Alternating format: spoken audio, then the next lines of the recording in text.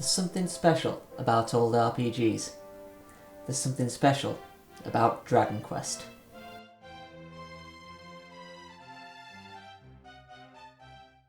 This year was the first time I played the original Dragon Quest, and I was surprised to find out just how old it is. There's a surprising amount it gets right for a game released in 1986, well over 30 years ago. It felt a lot less dated than I'd anticipated. Obviously, the updated art helps, but its influence on modern game design is front and centre, right from the opening of the game. To say Dragon Quest is the birth of modern RPGs is really underselling it. Dragon Quest lays the foundation that almost any Japanese role-playing game is built upon. Honestly, take any JRPG, strip out anything that isn't essential. Long, drawn-out story sequences, a plethora of side quests, party members to recruit. You won't find them in Dragon Quest. When you first boot up the game, you're given 3 objectives. Rescue the princess, collect 3 relics, defeat the Dragon Lord. That's it. Go.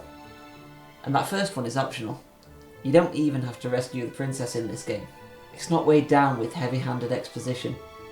It doesn't attempt to tell a grand story, and it's not overflowing with side content. Dragon Quest excels in its simplicity. It's a game so revered that echoes of its influence have been passed down over generations.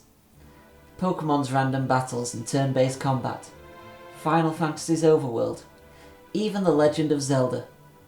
You know how in Breath of the Wild you can see Hyrule Castle, the game's final dungeon, in that breathtaking shot right after leaving the Shrine of Resurrection?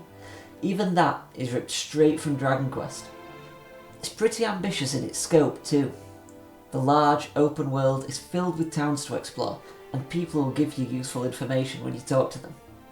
Early in my playthrough, I ventured across a bridge, just to wind up getting destroyed by the monsters in that area. Turns out the monsters get tougher every time you cross a bridge. I'd have known that if I'd visited the right town, spoken to the right NPC. All the information is there, you've just got to look for it. But death isn't too much of a setback either. If you fall in battle, you'll simply be kicked back to the starting castle. You'll lose half your gold, but keep all your experience and items. It's surprisingly painless, and goes a long way in making Dragon Quest seem much less dated than it otherwise could have. Where do you think Dark Souls got the idea? But, despite everything it does so well, Dragon Quest is still almost 35 years old. In some areas, its age definitely shows. While the battling is generally polished, it's extremely simple. The vast majority of the time I was spamming attack, and the most in-depth decisions were deciding when to heal. Sometimes you get into random encounters every other step.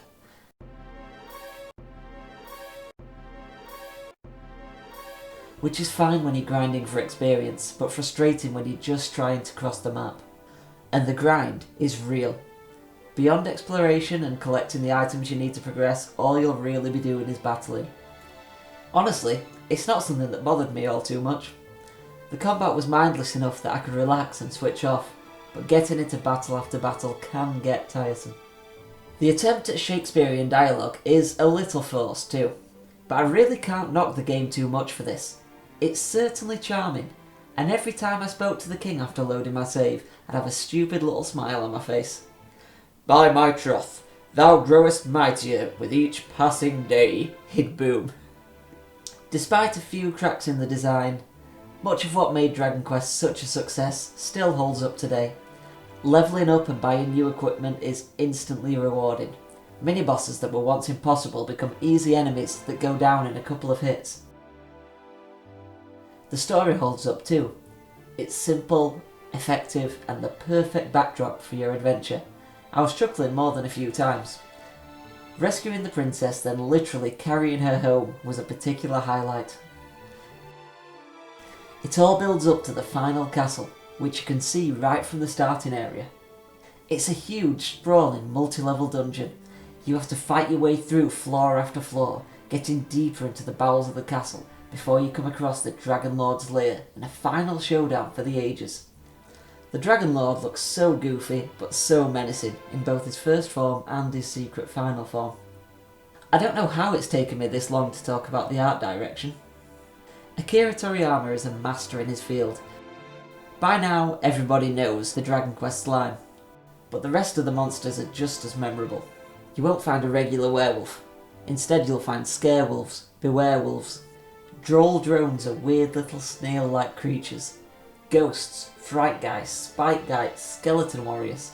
Of course the dragons look great, but my favourites have to be the Prestidigitators. Prestidigitators.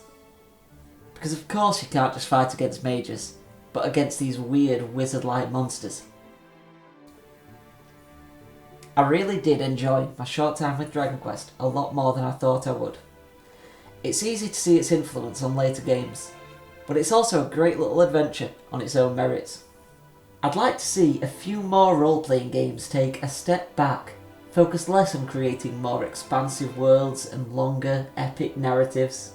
Instead, I'd like to see a few more games give attention to the little details and tell a concise story. Dragon Quest was a masterpiece, truly revolutionary in its time. Despite its simplicity, or maybe because of it, it's definitely worth playing in 2020.